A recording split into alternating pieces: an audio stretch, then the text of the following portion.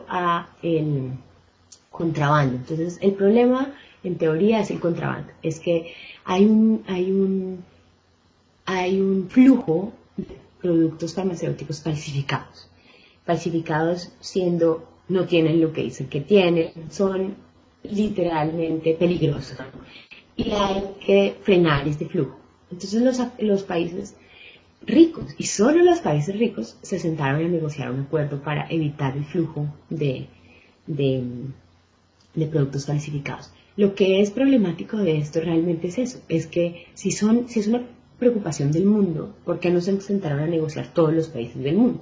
Solo se sentaron a negociar los países ricos. Entonces, cuando ustedes miran, los únicos dos países en vías de desarrollo que participan en estas negociaciones son México y Marruecos. De resto, todos los países son los sospechosos de siempre, digamos. Y bueno, y el acuerdo realmente digamos, para lo que amenaza, o cómo amenaza el acceso a medicamentos es a través de la posibilidad de que haya decomisos en frontera. Es decir, que si ya ha pasado, que si Ecuador y Brasil, que creo que eran los dos países que estaban importando un antirretroviral de India, ¿cierto? Genérico, y ese antirretroviral pasa por el puerto en Holanda. Holanda puede decidir retenerlo porque no cumple, porque no, por ejemplo, porque está protegido por propiedad intelectual en Holanda. Así el destino final sea un país en desarrollo de cualquier región, ¿no? Es supremamente peligroso porque eso implicaría que primero se aumentarían los costos porque tocaría decidir importar el medicamento en una ruta, que viniera en una ruta que pasara solo por países en los que no hay protección de propiedad intelectual para ese medicamento. O sea, se restringe demasiado el comercio internacional. Entonces, si ven que es totalmente incoherente, porque les estaba contando justamente que el comercio internacional se volvió el mantra y que todos queríamos facilitar el comercio internacional. Y esto lo que está haciendo es limitar. O sea, el ACTA quiere limitar el comercio internacional al poner estándares digamos, de medidas de frontera, se llaman. En las aduanas poner requisitos de propiedad intelectual. Entonces ha sido muy controversial y los organismos, digamos, las ONGs internacionales y algunos grupos de pacientes han tenido una reacción feroz frente al ACTA y básicamente ha sido por las dos características que les estoy contando. Una, porque amenaza con detener los medicamentos en fronteras y por esa vía limitar el acceso, pero además porque está siendo negociado de forma, digamos, casi que a puerta cerrada, sin incluir a los intereses de los países en vías de desarrollo, ni siquiera los de India y Brasil o China, los grandes, ¿no? Entonces digamos que ha sido muy controversial y está, digamos, muy a punto de ser firmado y de ser implementado. Y, digamos, es una cosa que todavía no hemos visto qué tantas consecuencias va a haber. Ante la presión de las ONGs internacionales y de los grupos de pacientes, al menos se ha logrado borrar la parte de derechos de propiedad intelectual, o sea, de patentes farmacéuticas en la frontera.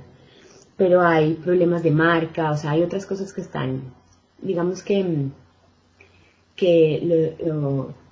las consecuencias podrían ser peligrosas. No les quería hacer como una descripción de los artículos por artículos del acta porque me parece que es muy seco, muy aburrido, pero si alguien quiere saber más, puedo mandarles resúmenes del texto. Creo que ya ocupé todo mi tiempo, entonces voy a dejarlos hablar. Gracias.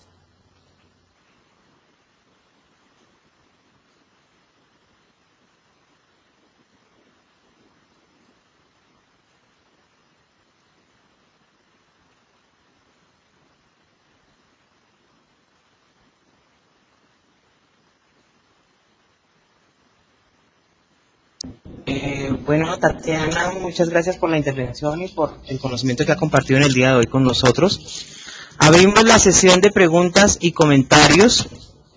Ustedes ya saben cómo pedir la palabra, bien sea moviendo el cursor de su computador sobre la pantalla para mirar quién está pidiendo la palabra, o utilizando la herramienta de participación que tienen al lado derecho del nombre de cada persona. Entonces estamos atentos a sus intervenciones, comentarios y preguntas que tengan para que Tatiana nos pueda dar orientación al respecto.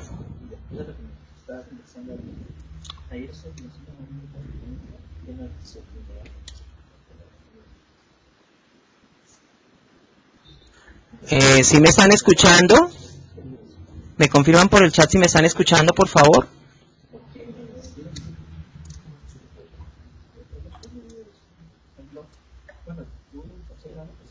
Ok, quiero saber, muy buena la presentación, dice Tati, dice Alma, Sonia Parodi lo confirma. Al parecer no hay preguntas respecto a la charla que nos acaba de dar Tatiana. Fran Arteaga pregunta, ¿la propiedad intelectual va por encima del derecho a acceso a medicamentos? Tatiana, le doy la palabra. Gracias, David. Bueno, realmente sí, o sea, depende.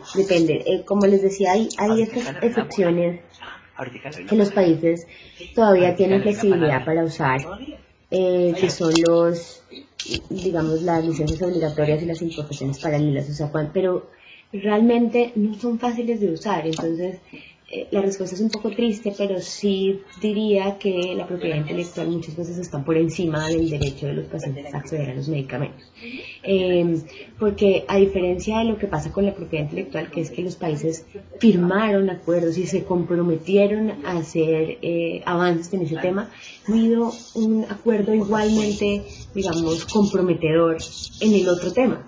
O sea, cuando ustedes piensan en el acceso a los medicamentos, no hay un acuerdo internacional que sea tan limitante. Los acuerdos internacionales, hay muchos acuerdos de derechos humanos, etcétera, pero no tienen el mismo carácter, digamos, de ser limitantes para los países, y no están asociados a ninguna sanción del tamaño de las sanciones que puede haber por incumplimiento de acuerdos de comercio.